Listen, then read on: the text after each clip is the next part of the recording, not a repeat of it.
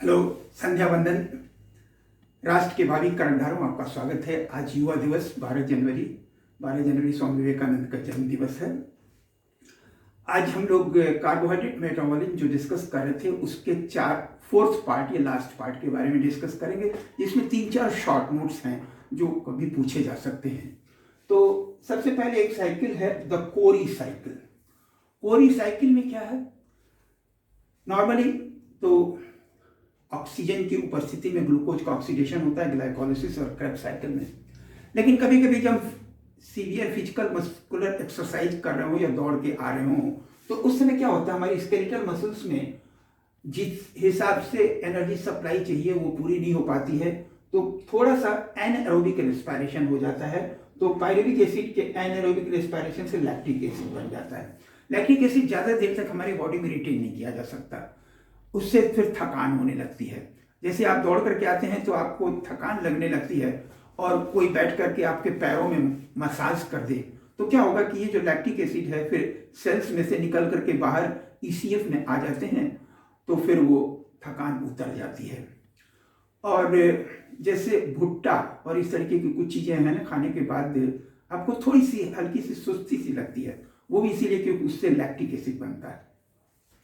अब ये lactic acid क्या होता है कि यहाँ से फिर ब्लड में आया, ब्लड से फिर लीवर सेल्स में आया, लीवर सेल्स में ये फिर से पायरुविक एसिड में चेंज हो जाता है, पायरुविक एसिड से ग्लूकोज में चेंज हो जाता है। कभी कभी इस पायरुविक एसिड से ग्लूकोज बनने के लिए भी ग्लूकोनियोजेनेसिस वर्ड इस्तेमाल किया जाता है। ये ग्लूकोज जब यहाँ से ब्लड में आया, ब्लड से फिर स्केलेटल मसल्स में आया। अब दोनों बातें हो सकती हैं, स्केलेटल मसल्स में ये ग्लूकोज ग्लाइकोजन के रूप में स्टोर भी हो सकता है, या फिर जो है फिर इसका ऑक्सीडेशन हो सकता है पायरुविक एसिड और फिर क्रेब्स साइकिल में। तो ये था कोरी साइकिल। एक और इसी तरीके का साइकिल है छोटा सा जो प्लांट सेल्स में पाया जाता है, अभी बताते हैं।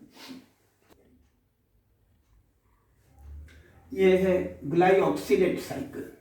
ये प्लांट्स में पाया जाता है, एनिमल्स में नहीं पाया जाता है।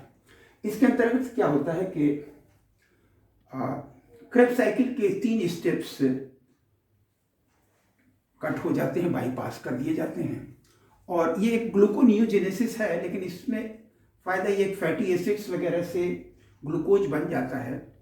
और नॉर्मल क्रेब्स साइकिल में प्रॉब्लम ये है कि बीच में 2 स्टेप में CO2 का रिमूवल होता है, तो CO2 का रिमूवल हो जाता है, इसलिए वो कार्बन कम हो जाते हैं, तो वो रिवर्स साइकिल नहीं हो पाती है, पायरुविक एसिड से ग्लूकोज नहीं बन पाता है। लेकिन यहाँ पर इस साइकिल में क्या होता है कि 2 एसिटाइल कोएंजाइम ए इस्तेमाल होते हैं और इसमें फिर से ऑक्सैलोएसिटिक एसिड और सक्सिनिक एसिड बन जाता है, जो कि फिर ग्लूकोनियोजेनेसिस में इस्तेमाल किए जा सकते हैं थ्रू एसिटाइल कोएंजाइम ए। तो सबसे पहले क्या होता है कि पहला एसिटाइल कोएंजाइम ए ऑक्सैलोएसिटेट से बाइंड होता है, बाइंड होकर के साइट्रिक एसिड बनाया, साइट्रिक एसिड फिर सिस एकोनिटिक एसिड बनाया और फिर आइसोसाइट्रिक एसिड बनाया। वो तो नॉर्मल क्रेब्स साइकिल वाले स्टेप्स हैं। इसके बाद एक चेंज हो जाता है, इनमें 2 नए एंजाइम्स पाए जाते हैं। एक तो पाया जाता है आइसोसाइट्रेट लाइएज। तो आइसोसाइट्रेट लाइएज क्या करता है कि इस स्टेप पे देखिए, ये जो आइसोसाइट्रिक एसिड है इसको यहां से तोड़ देता है, यहां से। तो इससे क्या हुआ, ये इसके साथ आ गया और ये तो सक्सिनिक एसिड बन गया, और ये वाला हिस्सा जो है ये ग्लाइऑक्सिलिक एसिड बन जाता है, COOH और CHO, राइट। अब इसके बाद एक और एसिटाइल कोएंजाइम ए इस्तेमाल होता है और यहाँ पे एक दूसरा एंजाइम आता है मैलेट सिंथेटेज। तो मैलेट सिंथेटेज क्या करता है कि एसिटाइल कोएंजाइम को ग्लाइऑक्सिलिक एसिड में जोड़ करके फिर से मैलिक एसिड बना लेता है। अब मैलिक एसिड बनने के बाद फिर ये 2 हाइड्रोजन यहाँ से अलग हो जाते हैं और ये फिर ऑक्सैलोएसिटिक एसिड बन जाता है। तो इस तरीके से ये साइकिल पूरी हो जाती है। प्लांट सीड्स वगैरह में फैटी एसिड्स और एसिटेट वगैरह से ये पायरुविक एसिड बन जाता है, पायरुविक एसिड से फिर से एसिटाइल कोएंजाइम ए के थ्रू ये ग्लूकोनियोजेनेसिस कर लेते हैं, ग्लूकोज का फॉर्मेशन कर लेते हैं। लेकिन एनिमल्स में ये नहीं पाया जाता है। प्लांट सेल्स में इसके लिए एक अलग तरीके के ऑर्गेनेल्स पाए जाते हैं साइटोप्लाज्म में, जिसे ग्लाइऑक्सीसोम्स कहते हैं। अब इसके बाद 3 और शॉर्ट नोट्स हैं। एक तो ग्लाइकोजिनेसिस, ग्लाइकोजिनोलाइसिस और ग्लूकोनियोजिनेसिस, तीनों एक दूसरे से जुड़े हुए हैं। कैसे? अब इसमें आप इसको इतने हिस्से डायग्राम को यूज कर सकते हैं if you feel like it.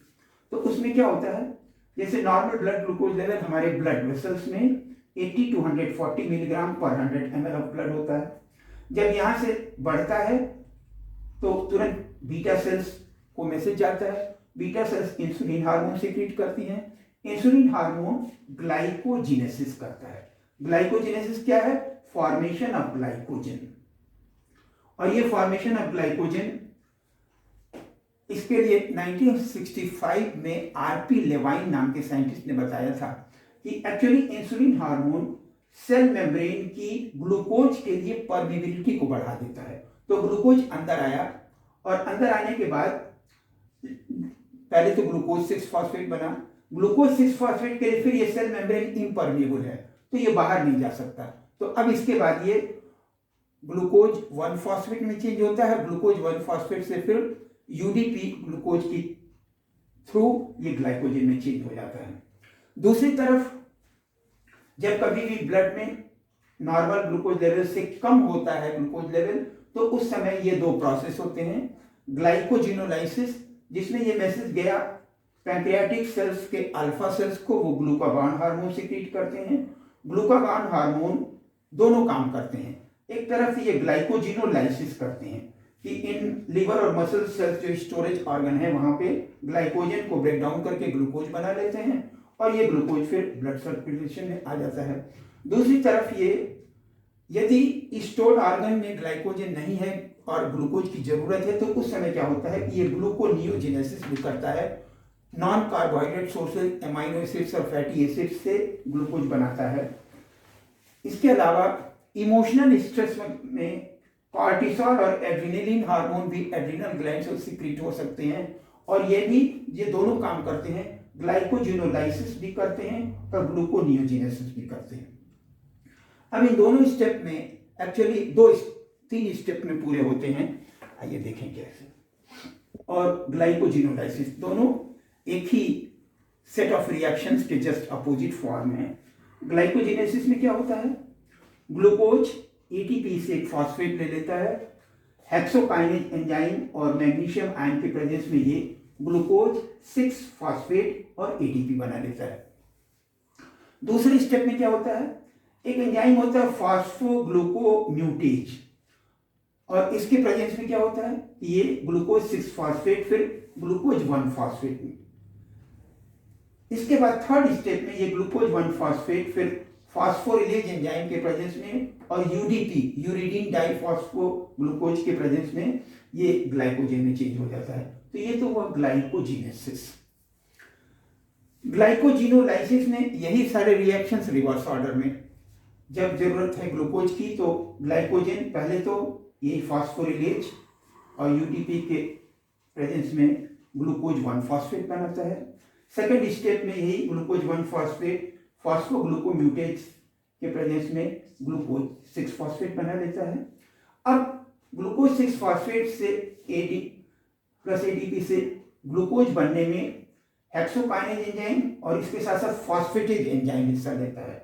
ये फॉस्फेटेज एंजाइम लीवर सेल्स में तो पाया जाता है लेकिन मसल सेल्स में नहीं पाया जाता है, इसलिए मसल सेल्स इस स्टेप को कंडक्ट नहीं कर पाते हैं। Gluconeogenesis, formation of glucose from non carbohydrate sources, 90% तो ये लीवर में होता है और 10% किडनी में होता है। इसमें कुछ ग्लूकोजेनिक एमाइनो एसिड्स हैं, जो एमाइनो एसिड डायरेक्टली ग्लूकोज के ग्लाइकोलाइसिस और क्रेब्स साइकिल के इंटरमीडिएट स्टेप्स में चेंज हो सकते हैं। एलेनिन, सिस्टीन, ग्लाइसिन और सेरीन, इनमें ट्रांस एमिनेशन से बन जाता है फिर पाइरुविक एसिड और पाइरुविक एसिड से फिर बाद में एसिटाइल कोएंजाइम बन जाता है। दूसरी तरफ फैटी एसिड सिंथेसिस में ट्राइग्लिसराइड्स के ब्रेकडाउन से ग्लिसरॉल बन जाता है। मसल सेल्स में एनारोबिक रेस्पिरेशन के बाद लैक्टिक एसिड बन जाता है। तो ये तीनों चीजें जो हैं ये एंजाइम फ्रुक्टोज 1,6 डाइफॉस्फेट के प्रेजेंस में, जो कि लीवर में पाया जाता है लेकिन मसल्स में नहीं पाया जाता, तो ये ग्लूकोज बना लेते हैं। तो ये है gluconeogenesis. Thank you very much, धन्यवाद।